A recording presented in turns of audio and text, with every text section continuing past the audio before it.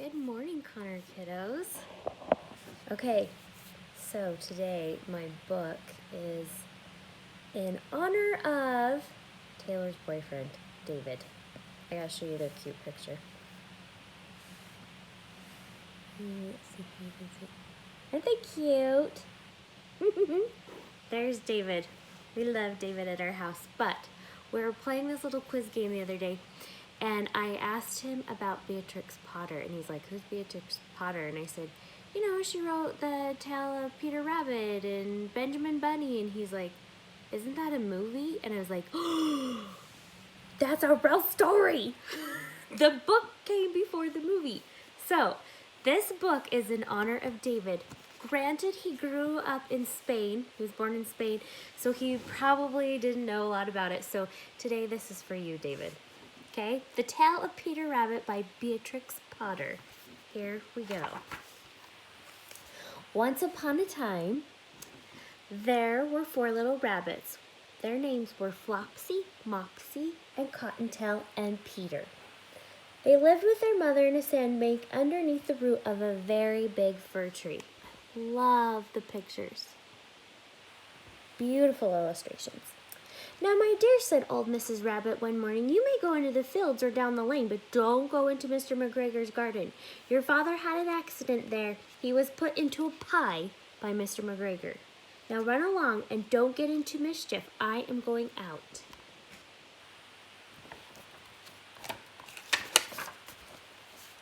Then Mrs. Rabbit took a basket and her umbrella and went through the wood to the baker's. She bought a loaf of brown bread and 5 currant buns. Flopsy, Mopsy, and Cottontail, who were good little bunnies, went down the lane to gather blackberries. But Peter, who was very naughty, ran straight away to Mr. McGregor's garden and squeezed under the gate.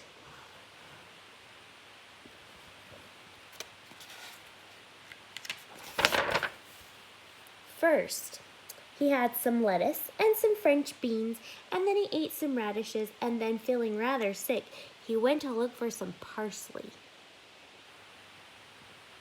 It's kind of like when your dog eats a lot of bad food and then they want to go outside and eat grass to make their tummy feel better. Same thing. But round the end of a cucumber frame, whom should he meet but Mr. McGregor? Mr. McGregor was on his hands and knees planting out his young cabbages, but he jumped up and ran after Peter, waving a rake and calling out, "Stop, thief!"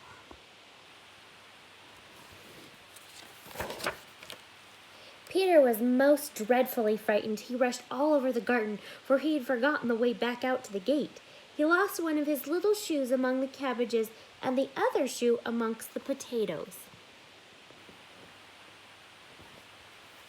After losing them, he ran on 4 legs and went faster, so that I think he might have gotten away altogether if he had not unfortunately run into a gooseberry net and got caught by the large buttons on his jacket. It was a blue jacket with brass buttons, and it was quite new. And you know how your moms are when you lose something brand new, they get really mad. Peter gave himself up for lost. He shed big tears, but his sobs were overheard by some friendly sparrows who flew to him in great excitement and implored him to exert himself. Mr. McGregor came up with a sieve which he intended to pop upon the top of Peter, but Peter wiggled out just in time, leaving his little jacket behind. "He's going to be in so much trouble!"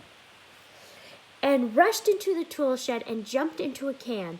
It would have been a beautiful thing to hide in if it had not had so much water in it. Mr. McGregor was quite sure that Peter was somewhere in the tool shed, perhaps hidden underneath a flower pot. He began to turn them over carefully, looking under each one. Presently, Peter sneezed. "Achoo!" Mr. McGregor was afraid he would find him in no time. And he tried to put his foot right up on Peter, who jumped out of a window, upsetting 3 plants. The window was too small for Mr. McGregor, and he was tired of running after Peter. He went back to his work. Peter sat down to rest. He was out of breath, and he was trembling with fright, and he had not the least idea which way he should go. Also, he was very damp with sitting in that watering can. After a time, he began to wander about, going lippity, lippity, lippity, lippity, not very fast, and looking around. Isn't he cute? He found a door in a wall, but it was locked, and there was no room for a fat little rabbit to squeeze underneath. An old mouse was running in and out over the stone step, carrying peas and beans to her family in the woods. Peter asked her the way to the gate, but she had such a large pea in her mouth that she could not answer. So she just shook her head at him, and Peter began to cry. He couldn't get out of the garden. Then he tried to find his way straight across the garden, but he became more and more puzzled. Presently he came to a pond where Mr. McGregor filled his watering cans. A white kitty cat was staring at some goldfish. She sat very, very still, but now and then the tip of her tail would twitch as if it were alive. Peter thought it was best to go away without speaking to her, and he had heard about cats from his cousin, Benjamin Bunny.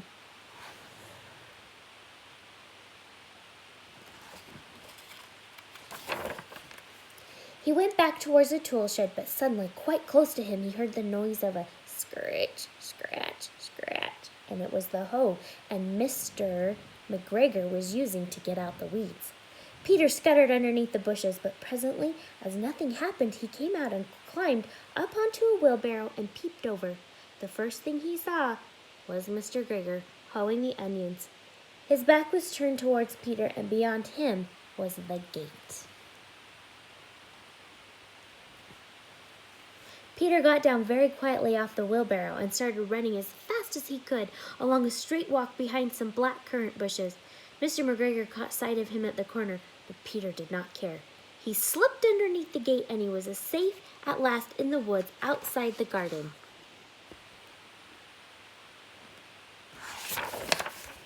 Mr. McGregor hung up the little jacket and the shoes for a scarecrow to frighten the blackbirds. Peter stood and never stopped running or looked behind him till he got home to the big fir tree. He was so tired that he flopped down upon his nice soft sand on the floor of the rabbit hole, and he shut his little eyes. His mother was busy cooking, and she wondered what he had done with his clothes. It was the second little jacket and pair of shoes that Peter had lost in a fortnight. I am so sorry to say that Peter was not very well during the evening.